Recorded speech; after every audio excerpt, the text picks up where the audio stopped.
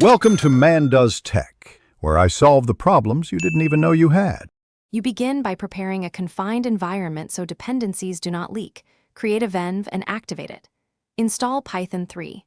11 Plus and the framework you chose, for example Fast API for async speed or Flask for simplicity. Once done, scaffold routes, a basic app factory, and a requirements file. Make sure to initialize Git now and commit your working scaffold. This saves time and gives you a rollback point. You will iterate from this reproducible baseline. You now implement the core.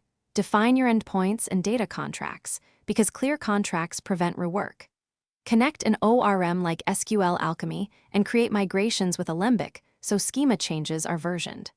Once data is reliable, add caching with Redis and background processing via Celery or RQ to keep requests fast.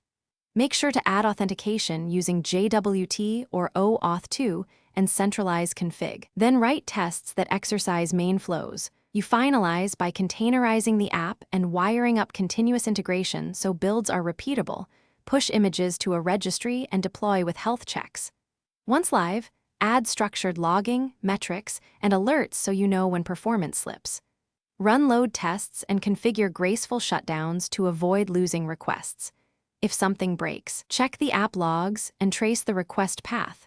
Correlate request ID across services to isolate the failing component quickly, then roll back if needed. Thanks for watching. If you found this helpful, don't forget to like and subscribe.